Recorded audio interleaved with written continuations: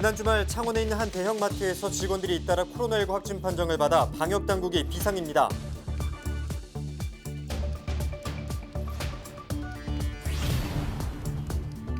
최근 골프 여행과 친목 모임을 가졌거나 참석자와 만난 전현직 경남도 의원들이 잇따라 코로나19에 확진되거나 격리됐습니다.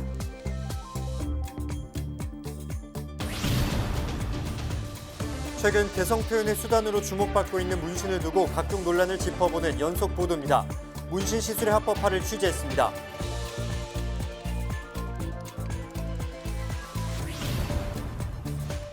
(2022학년도) 대학 수학 능력 시험이 이제 140일도 채 남지 않았습니다. 올해 확정된 수능 계획과 챙겨야 하는 점을 정리했습니다.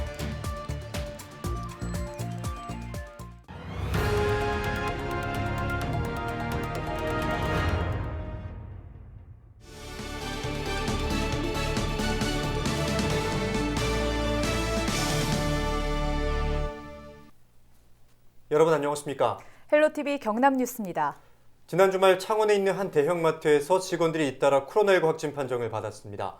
휴게실에 마스크를 벗고 있거나 함께 음식을 먹으면서 감염된 것으로 추정되는데요.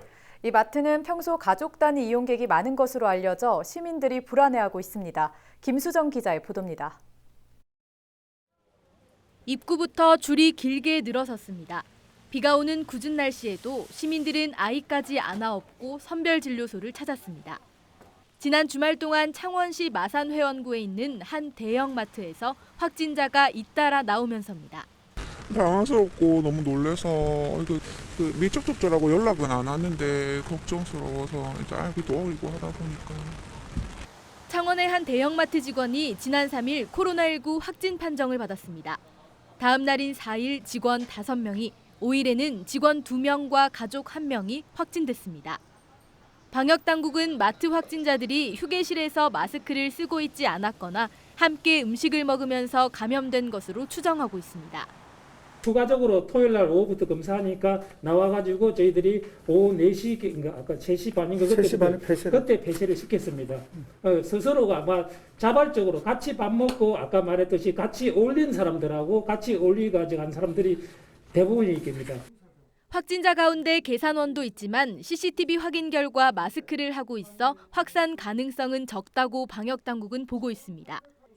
다만 음식을 먹기 위해 마트 안에서 마스크를 벗었던 푸드코트 이용자가 우려됩니다.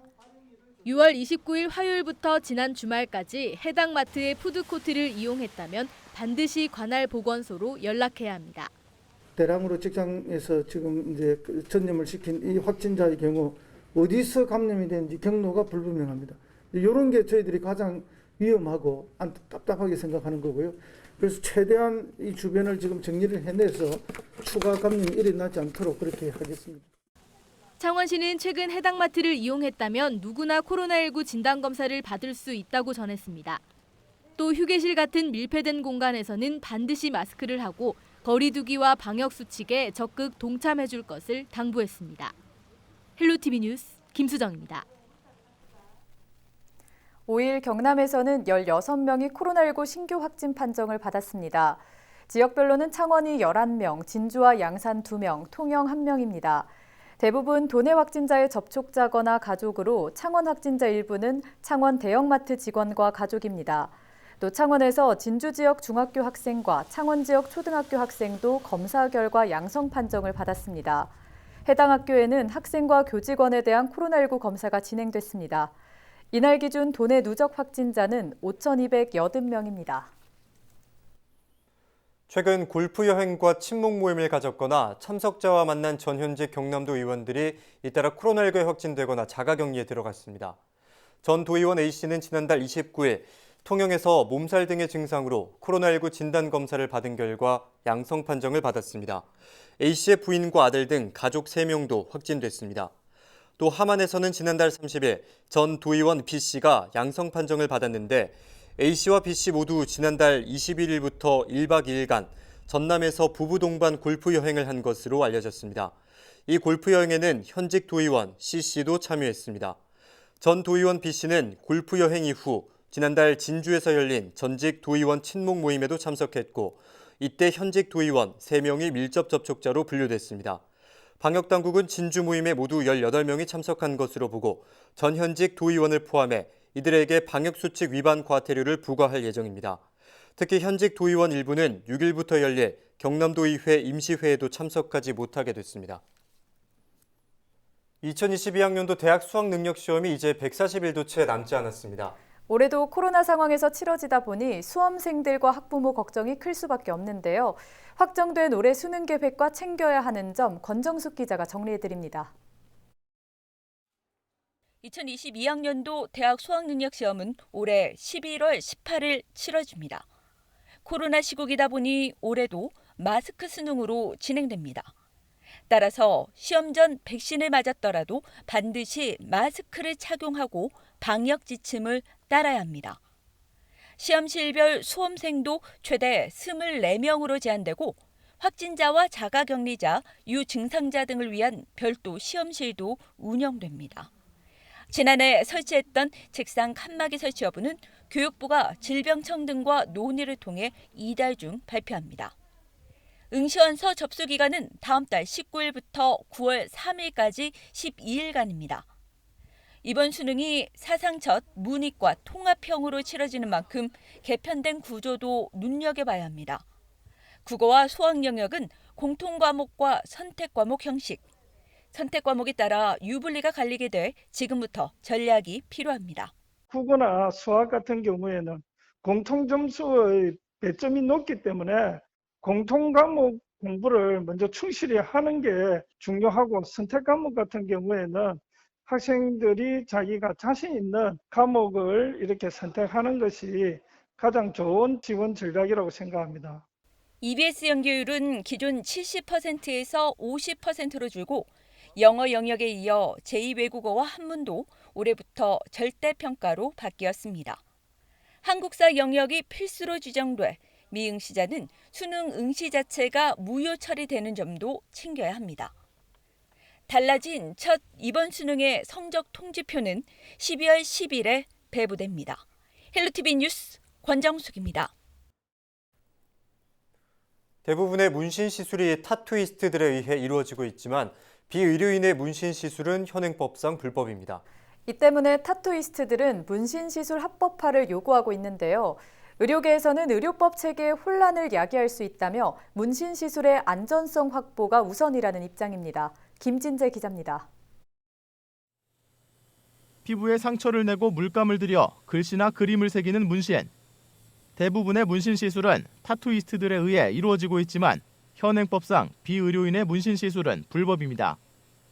지난 1992년 대법원은 문신 시술 과정에서 각종 질병이 전염될 우려가 있기 때문에 문신 시술을 의료행위로 판단했습니다. 의료인이 아닌 사람은 법적으로 문신 시술을 할 수 없는 겁니다. 이처럼 현행법과 현실이 동떨어져 있다 보니 문신 시술을 합법화해야 한다는 목소리도 나오고 있습니다. 거의 패션화처럼 많이들 하고 있고 계속 이렇게 불법으로 하는 것도 조금 위험하지 않을까 싶어서 합법화가 됐으면 좋겠어요.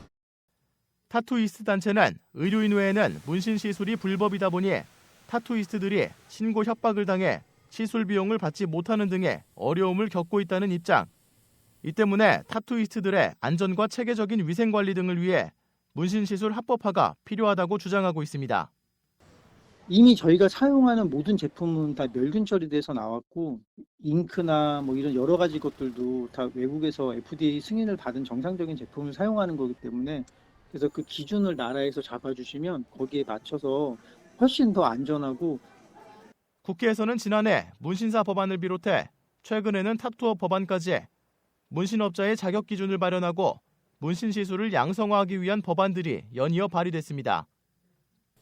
하지만 의료계에서는 국민 안전을 이유로 비의료인의 문신 시술 합법화에 대해 우려를 나타내고 있습니다.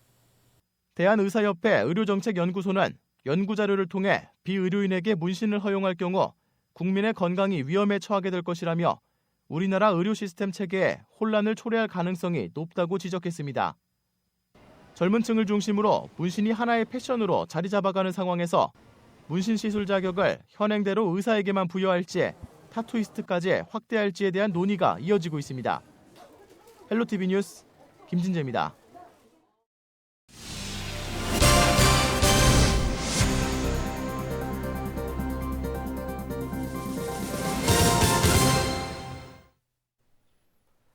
창원 마이스터센터와 창업지원센터가 5일 창원 반개 창업지원주택의 문을 열었습니다. 창원 마이스터센터는 현장 경험이 풍부한 기술인들이 교대로 중소기업의 기술 개발과 자문, 스타트업 멘토링 등을 지원합니다. 창업지원센터는 창업 정보는 물론 교육과 컨설팅, 마케팅, 투자 지원 등 다양한 서비스를 제공할 방침입니다. NH농협은행 경남 영업본부와 경남FC 유소년재단이 지난 주말 경남 유소년 축구 페스티벌을 열었습니다. NH농협은행 경남 영업본부가 협찬하고 경남FC 유소년 축구재단이 주최해 창원시 축구협회가 주관한 이번 대회에는 도내 40개 유소년 축구클럽이 참가해 열띤 경기를 펼쳤습니다. 연령별 우승은 5, 6학년부 진주 윤성권FC, 4학년부 경남FC, 12세 이하 유소년팀, 3학년부와 1, 2학년부 남양산FC가 각각 차지했습니다. 창원시가 고용노동부의 사회적 기업 육성 우수자치단체 평가에서 우수지자체로 선정됐습니다. 고용노동부는 지역 일자리 창출과 예비 사회적 기업 발굴 등 5개 분야를 심사해 창원과 서울 영등포구 등 우수지자체 12곳을 선정했습니다. 창원시는 이번 평가에서 사회적 경제 지원센터 활성화와 사회적 경제 마켓 개최 등의 정책이 좋은 평가를 받은 것으로 알려졌습니다. 거제시가 악성 민원인의 욕설과 폭언을 줄이기 위해 민원전화 녹취 서비스를 시범 운영합니다. 운영 대상은 전화 응대가 많은 주민, 세무, 복지 업무 담당자로 민원인에게 녹취 사실을 미리 알리고 모든 통화 내역을 녹취할 계획입니다. 거제시는 시범 운영 기간을 거쳐 모든 직원으로 전화 녹취 시스템 운영을 확대할 예정입니다. 고성군이 지난 2일과 3일 이틀간 공기정화식물원에서 안녕 다시 만나는 반딧불이 체험 행사를 열었습니다.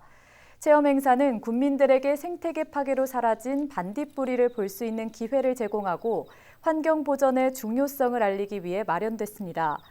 고성군은 갈모봉 일원에서 반딧불이를 방사해 새로운 서식지로 만들 계획입니다. 밀양시와 한수원 삼랑진 양수발전소, 한수원 노동조합 삼랑진 양수지부가 코로나19 극복과 지역경제 활성화를 위해 손을 잡았습니다. 세 기관은 5일 밀양시청에서 공동선언문을 발표하고 상생과 협력을 통해 지역경제 활성화와 지역사회 발전을 위해 협력하겠다고 밝혔습니다. 공동선언에는 대화와 타협으로 협력적 노사관계를 구축하고 취약계층 지원과 지역사회 경제운동에 동참하는 내용이 담겼습니다. 협력선언에 앞서 삼랑진 양수발전소는 지역 취약계층을 위해 3천만 원 상당의 인공지능 스피커 지원사업 물품을 전달했습니다. 고성군이 군민상 후보를 모집합니다. 후보 추천은 오는 30일까지 고성군 행정과를 방문하거나 우편으로 접수하면 됩니다. 군은 심의위원회를 거쳐 수상자를 선정하고 10월 1일 군민의 날 기념식에서 시상할 계획입니다.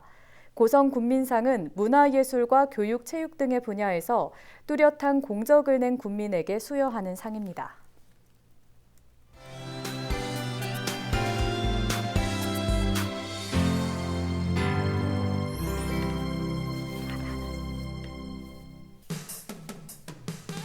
통영시 사량면 새마을부녀회는 더위에 취약한 어르신들에게 희망 선풍기를 전달했습니다.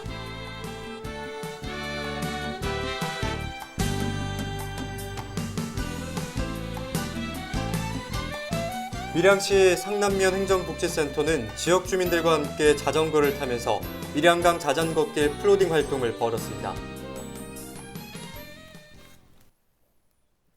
생을 마감하는 순간에도 남을 위해 자신의 몸을 아낌없이 바치는 분들이 계시죠. 바로 장기기증인데요.